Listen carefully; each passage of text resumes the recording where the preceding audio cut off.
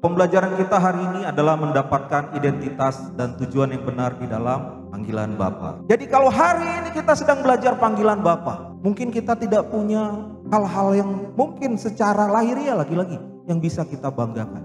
Tapi Tuhan ketika memanggil kita, kalau kita rela, Dia pasti perlengkapi kita. Disebut orang Israel melakukan apa? Yang jahat di mata Tuhan. Mereka menyembah Allah orang Amori, negeri yang mereka kuasai itu. Ketika orang Israel memilih menyembah Allah lain, mereka sedang berzina. Itu kata Alkitab. Mereka sedang tidak menghargai kekudusan Tuhan. Dan tanpa kekudusan, tidak mungkin kita menghampiri Allah. Jadi kalau kita mau mengenal Allah, untuk memenuhi panggilannya, kita perlu cek hidup kita. Jadi apa kesimpulannya? Pengenalan kita akan Allah tidak ada hubungannya dengan apakah kondisi kita aman, ideal, atau karena beratnya tekanan hidup, bukan itu. Pengenalan kita akan Allah yang benar selalu berhubungan dengan hubungan yang benar. Tuhan tegaskan sekali lagi, akulah yang menyertai engkau.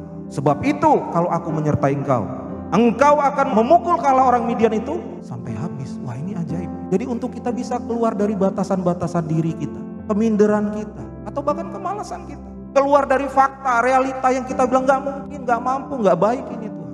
Satu-satunya cara adalah menerima kebenaran yang dinyatakan Bapa. Gideon minta tanda pada Tuhan karena hatinya benar. Dia mau, tapi butuh dikuatkan. Allah kita bukan Allah yang kejam. Dia kenali kita kok. Dia kenali kita takut. Dia kenali kita punya banyak urusan dalam hidup. Tapi kalau kita punya hati yang benar, dari mana kita tahu Gideon punya hati yang benar? Jangan pergi ya, jangan pergi. Tunggu di sini. Aku mau membawa persembahanku. Banyak orang mau melakukan panggilan, mau melakukan pelayanan, tapi punya motif tersembunyi. Kalau aku melakukan ini, kalau aku jadi PKS, jadi PA, jadi apapun, singer, profetik apapun, apa yang ku dapat? Jangan pikir kita dapat apa dulu. Pasti kok, cari dahulu kerajaan Allah dan kebenarannya, semua ditambahkan. Udah, itu udah pasti itu. Pada malam itu juga, runtuhkanlah mezbah Baal. Punya siapa? Punya ayahmu, punya Yoas. Tebanglah tiang berhalanya. Jadi ketika kita memulai panggilan kita, memulai pelayanan kita, apa yang harus kita cek lebih dulu? Cek di rumahmu, adakah berhala di situ? Atau lebih dekat lagi, cek dalam hidupmu. Tapi kalau segala sesuatu yang kita lakukan tidak terhubung dengan apa yang Allah mau, mari runtuhkan itu. Tapi bukan hanya sekedar meruntuhkan berhala-berhala modern seperti itu. Tuhan bilang, dirikanlah mezbah bagi Tuhan Allahmu, persembahkanlah korban bakaran.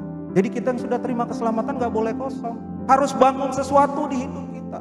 Kalau enggak pasti berbalik lagi, sama seperti orang-orang Israel ini. Dibebaskan Allah, ditolong Allah, balik lagi. Karena mereka tidak membangun sesuatu, tidak mempersembahkan hidupnya untuk Tuhan. Engkau adalah pahlawan yang gagah berani. Engkau bukan seorang pengecut, engkau bukan orang yang gagal. Mungkin kau masih sakit hari ini, tapi tetap Tuhan menganggap engkau adalah orang yang gagah berani. Mungkin karirmu, pekerjaanmu, usahamu sedang bermasalah, tapi Tuhan bilang, aku menyertai engkau, aku mengutus engkau.